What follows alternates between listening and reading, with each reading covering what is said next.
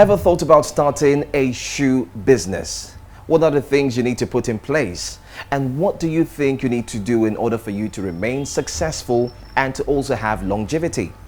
Today on Zero to Launch, we get to visit someone who has been doing this for over 21 years. I am Joe Hansen. The program is Zero to Launch. Welcome.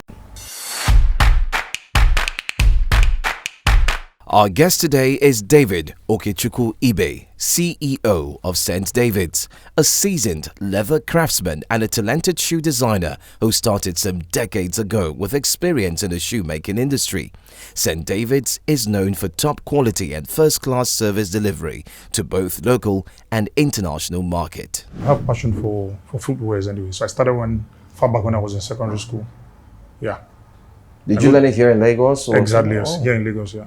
There was a technical school where they make these shoes very close to where I was staying then, very close to my house. So after school, I just go there, sit with them and see what they're doing. But I never knew that will end up being what I'm going to do at the end of the day. So I just developed that passion. I love the creativity. I love the crafts. What has been your growth in the space of 21 years? It's something I have passion for. So there are a whole lot of challenges, but the only thing that still keep us firing on, I think, is just the passion behind the whole thing. And one, people feedbacks. Yeah. And we had this little kind of challenge when we all started, because nobody wanted to wear anything made in Nigeria. Yeah. So when we started, in fact, I was advised to put like made in Italy on those shoes or things like that. But I stick to my gun. I said no.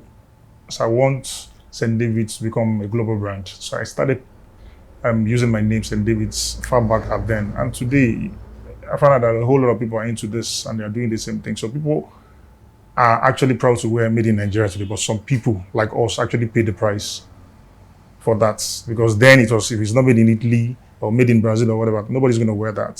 So we started that. We stood out and said, no, this brand, Nigerian made shoes must be recognized. That's interesting to note. So in Africa as a whole, if you look at the continent Africa, and with what you've been able to achieve in the space of 21 years, would you agree or would you rightly say that if more is given to the continent with people like you who are creatives, who are hands-on, who can do things like this, that we can achieve more globally? Why not? Apart from being, taking the business globally, or things like even Nigeria here, we're talking about a country of 200 million people. So that's markets already. So if 200 million people are to wear a pair of shoes, we're talking about 200 million pairs of shoes in a year. If they are to buy maybe like one person to two pairs, we're talking about 400 million pairs of shoes. And we don't have a factory in this country presently that can set single-handedly that can produce 1 million pairs of shoes in a year. So where are those where are those shoes coming in from? Either from China, from Brazil, from all those things like. So there's a whole lot of market. Even before thinking, you were talking about globally or things like that. Let's look inward. Do you understand? We'll have the market here. If we can take over the market here, I don't think, going global won't be an issue at all. You make mention of no factories in Nigeria. How are you able to cope when there are no factories? Do you have a self-made factory? And even if you do, materials, resources, how do you handle all of these things? That's exactly what I'm talking about. Because right now, when we started, probably in Lagos, we were more than 50 shoemakers. Because basically what we do, about 90% of what we do is actually handcrafted. The machines we talk about, maybe talk about the roughing machines or the sewing machine. These are the key machines that you actually need for that job. Other things are basically hand tools. So we're more than 50. But today, present I'm talking about, only in Lagos, I think we're over like 5,000 shoemakers in Lagos.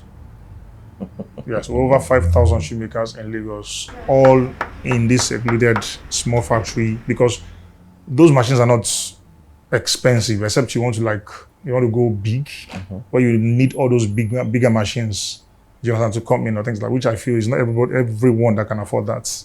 And that's exactly what St. David's is looking at. Having a designated factory where I can actually service all the brands. That's just the whole vision. Oh, that's good. That's good. That's good. You make mention of the fact that except you have the rough machine and so on and so forth, what else is needed for you to be able to start up a shoemaking business? I think the one is skill. Sometimes I'm actually disappointed When someone who don't have anything, maybe don't have the technical know-how about shoe, and the next thing you see the person on Instagram, you see the person on Facebook, with a brand, making a whole lot of, and I feel you don't do things that way. Do you understand? Shoemaking is divided into 3 parts. Number 1 is the designing aspect. Number 2, which is the production aspect. Number 3, which is the marketing aspect. Fine. But these 3 can't do without each other. Do you understand? So I feel even if you want to go on the marketing aspect, get the skills, understand the letters, understand those things, so that when you're speaking out there, do you understand, you can actually defend yourself. But most times you throw a question at this same core designers and they goof immediately because 1, they don't know the technical know-how. It doesn't take you much. 3 months, you could get all the things, all the information you need about that, and you set up immediately. So in that way, would you say digital or social media has helped your industry or has brought about a lot of mediocrity? Which one? I think both. Because I've had some customers who came here complaining. They got a picture on Instagram and they ordered for this particular products. At the end of the day, what you ordered versus what you got. Yeah, exactly what you got and things like that. And things like that, you understand, actually like sending our image because people just feel it's the same thing or things like that. But sometimes by the time they walk into this place or things like that, they're like, why didn't you just post your things on Instagram? Sometimes we are kind of very reserved when it comes to that, because by the time you push most of this product or things like that, they have that same mindset that this is the same thing. So we feel by the time they see it all by themselves and they feel the quality. In fact, most of the customers we have are just referrals. Oh, okay. Yeah, most of the customers we have are just referrals. They see something on your leg, who made this, St David or things like that. Can I have his number? About 95% of my customers actually didn't get them via social media or things like that. They are like referrals, word of mouth, because Nigerians understand what quality is all about, and when they see quality, they know one and they will go for it, no matter how far the place is or things like that. So I have customers all over, from outside Lagos, outside the country, or things like that, just because of word of mouth. Plagiarism is one problem shoemakers encounter in the face of digital marketing. Pictures are stolen, re-edited, and reposted. Buyers are scammed, and they lose money to unsuspected fake vendors. How do you handle the issue of plagiarism? Now, this is a very big concern because you have cases where you make you come up with a very fantastic creative design of a shoe. You go ahead and produce it. You put your label on it. It's well packaged, and then if you decide to put it on social media, you decide to do that and say, oh, we only have limited editions, exactly. and so on. And all of a sudden, that same design you put out there, there's somebody somewhere in another state who's saying, oh, we also have that same one. Even possibly the issue of taking your own picture and editing it on Photoshop. How do you cope with that? We can't. That's a very big question. So that I feel there's nothing we can do about that. Yeah, like I said, innovation is just the soul of business. Shoes, call it loafers, Derby shoes, Oxfords. Many of us who made these shoes here. So the only thing that stands you out, I think, is your creativity. What are those things, the unique things, or what is your brand known for? For example, something like Christian Louboutin, when you see red bottom, you know it's him or things like that. It's the same loafers, it's the same shoes, the same. So you can't. How would I put this word or things like that? You can't say you are just you can't re-engine or exactly or things like that. So for that, I am not worried. You understand? But I think there's this adage that if the birds know how to fly without perching, the hunters should also know how to shoot without missing. So it's one particular key that we use. For example, if this is what they want, we find another strategy. What is strategy? Now you get a unique material in the market or things like that. If you have all the money, close it down. Be it sole, be it leather or whatever things like that, close it down. So by the time you make that, no matter what, they won't be able to get that exact particular material. That's the only way. Because sometimes you chalk out these particular designs. We have it. We can give you 1,000 pairs of slippers, do the whole 1,000 and push it out there. So by the time before they finish copying down other things, like you're out with another designs. That's the only way. But telling me they won't copy your designs, forget it. We all copy designs. Yeah. But how we now, present it is what differs. Okay, so let's look at the materials, the resources that you use in making these shoes. Where and how do you get your resources, your materials, your leather?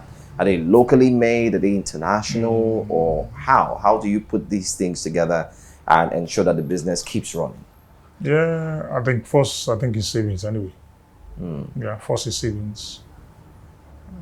Before you think of any other way, it's savings. You have to save. If there's anything that actually taking me this far, I think it's your savings. And you have to discipline yourself to actually do that. And the material aspects, most of the materials that we use here, because if you really want to compete with the global brands per se, you might have to use the same thing that you're using. So here in Nigeria, we don't produce most of the leathers, and we have leathers here in Nigeria, and we have tanneries in the northern parts. But the finishing, more or less like the crude oil that we have crude oil, but we don't refine here. So it's the same thing with the leather. Oh, okay. So we have the leather, they finish it to a particular level, it's sent out. You'll be surprised that leather is the second largest exporting destination after oil in Nigeria. Yes, there's so much money they're making, but they are not able to finish that particular leather to the standard where I can use to make my shoes. So we depend wholly on imported leathers. So we have importers who bring in these leathers. But it will shock you that this same leather we talked about are leather that was lifted out from Nigeria here, out there. So what we get is just a remnants, stock.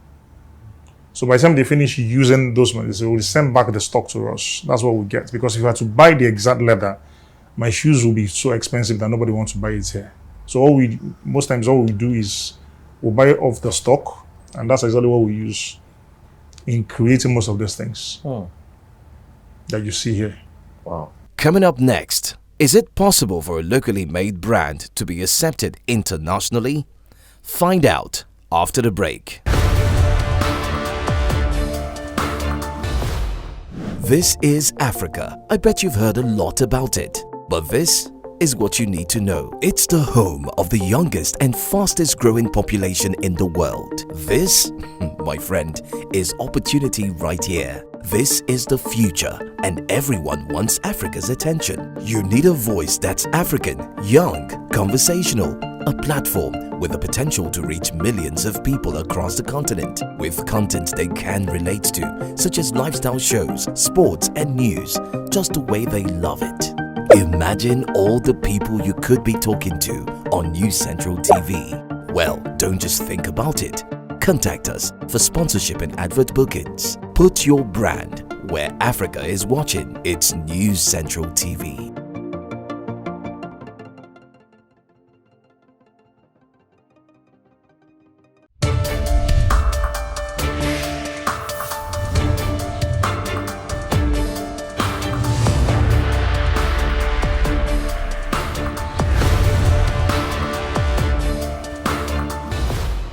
Shoemaking business is a serious business, and our guest is one who has been in it for over 21 years.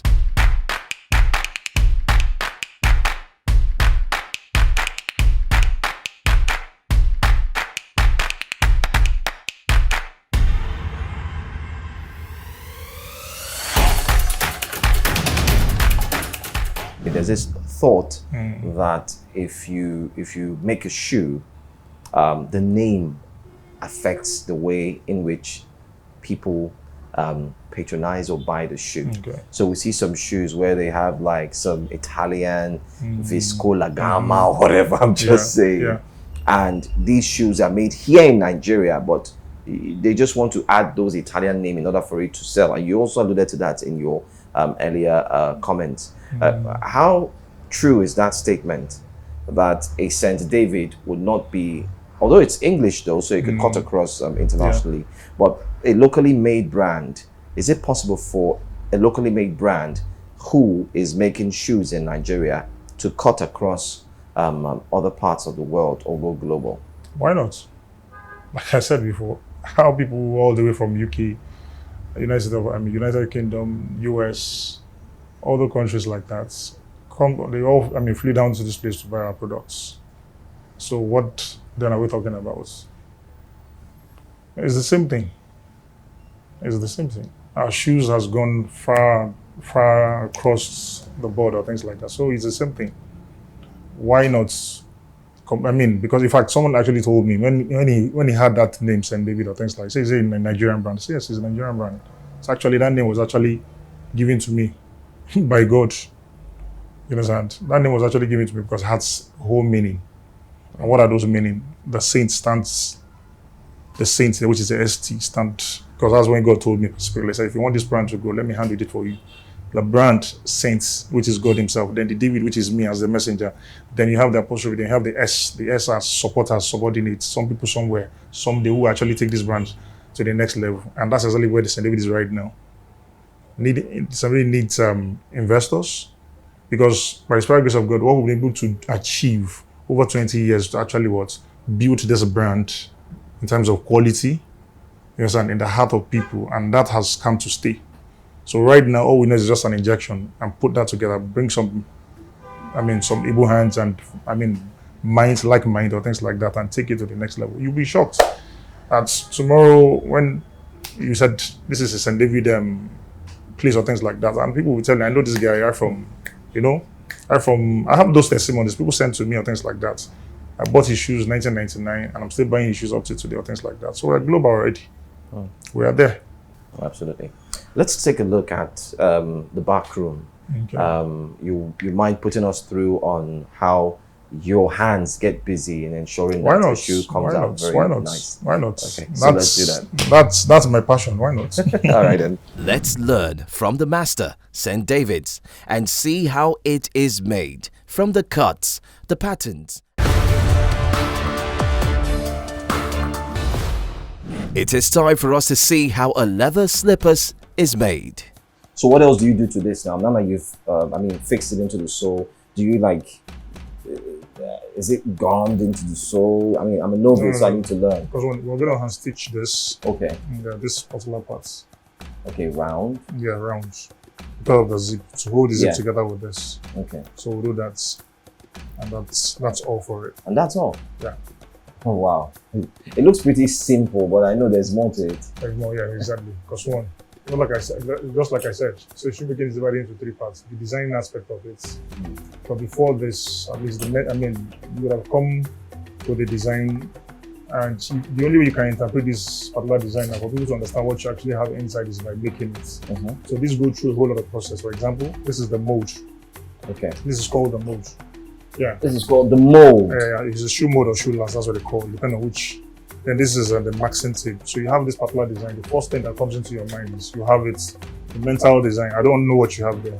Okay. So the first thing you do immediately is you have either a jotter or just you can come out with a design. Okay.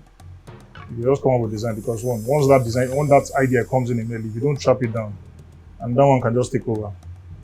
So by the time you sketch this, at least rough sketch of what you want the thing to look like. Okay. This like a rough sketch of this. Okay. So with this, then you can use the mold. Then use this and maxing tape. You understand now? You max it within around just like this. Oh, I see. So you have different sizes, different neck sizes. This is for, we have one for slippers, we have one for sandal. Like this is for slippers, this is for the shoe. Okay. Yeah. That's for a female sandal. This is for a male size. Is it one size fits all? No. 45, all the sizes from 39 to 48 can even size fit. Okay. Depends. Do you make for kids? As from 10 That's years. a different market. From 10 years. That's from 10 years. Exactly. Okay. So after you do the design, you go ahead to put everything here. Yeah, you do the design. The first is the maxing tape. Okay. And you come out with a pattern. There's something they call pattern. I will show you some. This is it. Oh. Yeah. Okay. This is what they call. This is what they call the pattern. Oh. Okay. Yeah. So you come up with the pattern. You come up with a pattern. You understand? Okay. After this. After this, then the leather. This is the same leather here. Oh. Okay. So this is the leather. Right? So you come up with the leather. Then use this. all you need to do is manage your leather very well because Yeah, actually you said hard to you get. mentioned that. Yes, These are the stock. These are the stock, exactly. Yeah. So you have the first one here. Then you turn for the second one, which is the left and the right. Left and right. So to give you, this is the right leg, and this is the left leg. Okay. Yeah. What's the thing with people saying that the left leg is usually bigger than the right leg? It depends. It depends. I don't think it depends. Some people their right legs are bigger than their left. Why some? It depends on the person. I see. But mostly, I think it's the left leg bigger than the right. Nice. Okay. I don't know. Maybe if you're a left-handed person, maybe that could be an exception anyway. Okay. Can I see that leather too? All right. Wow. Okay. This is treated. This is where we find leather. Fine leather. Yeah. So I think I have a Nigerian leather. Yeah, I have a Nigerian leather. Is there anywhere in Africa where you could also get leathers like this? Yeah, Egypt. Egypt. Yeah, Egypt, Morocco. Morocco. Yeah. Oh. Then one other place again is Ethiopia. Ethiopia. Yeah, Ethiopia. Wow. They're actually doing well in terms of leather. Leather. And Nigeria is supposed to be on that map too. If only we can get it We refined. said we're the giants of Africa, so we're still waiting. But I'm sure we'll pretty much get there. Hopefully. But one thing I'm actually excited about is the shoemaking is actually coming in to stay. You know, I was with one of my mentors, that was 2 days ago, and he was telling me, he said they've actually captured the fashion industry, they've captured the movie industry.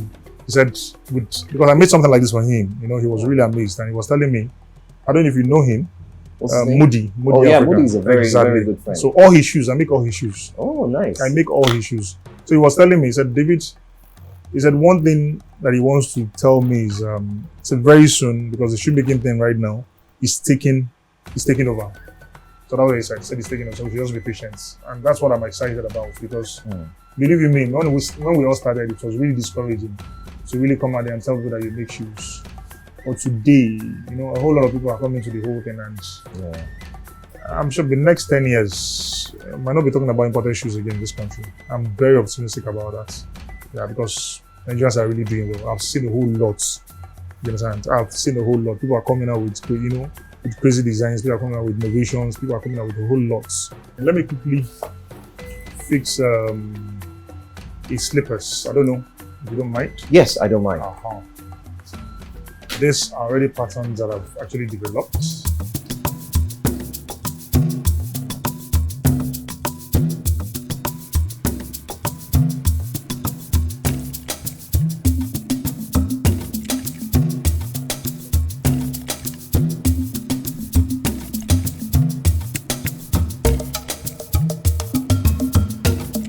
You know, like I said before, so almost everything we do here, about 90% to 95% are just probably like handmade. Handmade. Not that you have, if you're looking at mass production, you actually have machines that will punch all those things. Okay. That can do like maybe like 100 at a time, or even 1,000. Talk about at a time. But because here we're not doing a mass. Okay. But that's a dream, right? That's a dream. Yes, that is the dream. But the whole lot comes with its Factory, big space, power, manpower. a whole lot. Because if we don't solve the issue of power here in this country, the cost, the overhead will be too much. Yeah, because most of those things runs on power. Like what I just did now, you could have a machine that can just punch 1,000 at a time. Wow. And cut them off instead of doing it one by one, doing it manually, one by one.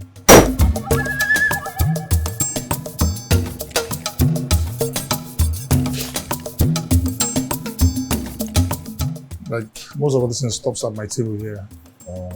Yeah, I handle the quality control. Oh, which is good. Yeah, I also handle the cutting, because most times the staffs working for you might not really understand that. Whatever goes out of this place is our image. Yes. And that's I guide jealously. Which is good. So before you see any product in the showroom or things like that, it has to come here. Everything starts and stops at this particular place. Then we have to vet and look at it very well. Then before we push it out there. I've been doing this for the past 20 years. Wow. Yeah. Wow. Past 20 years. So even in your sleep.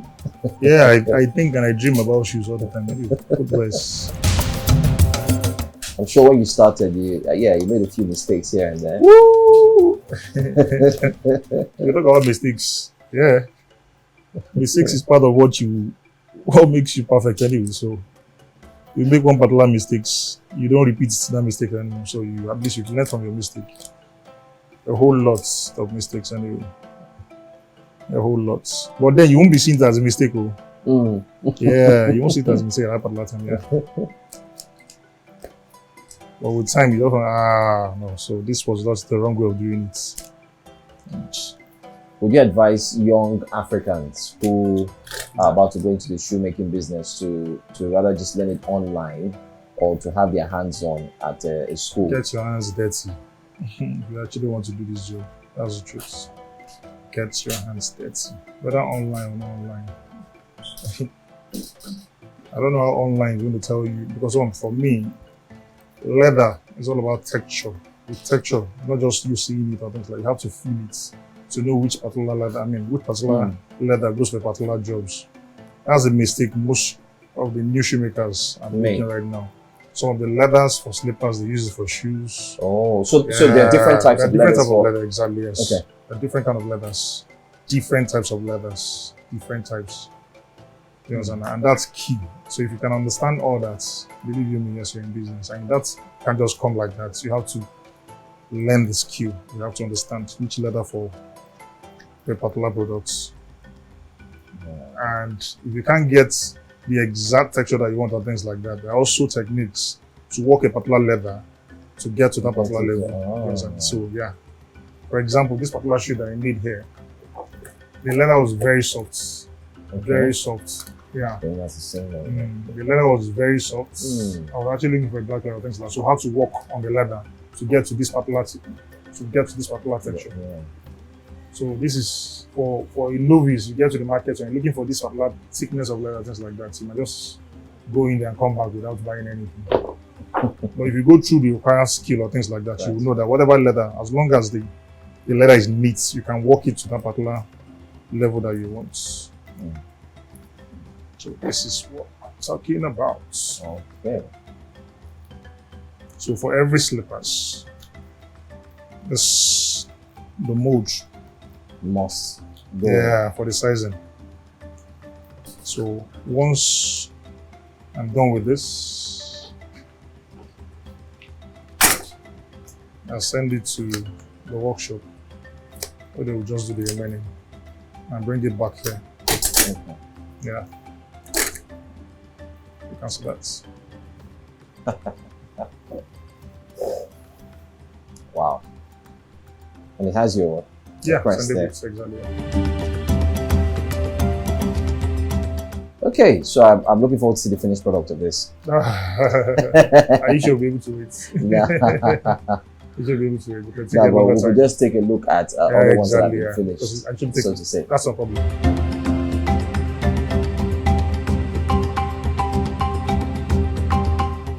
Providing top quality leather shoes for the classic man and woman with years of experience, internationally known, respected for his craftsmanship, we can say that St David's is certified Zero to Launch. Hello everyone, my name is David Ibe Okechukwu, the CEO of St David's Leather World. I started from zero to launch.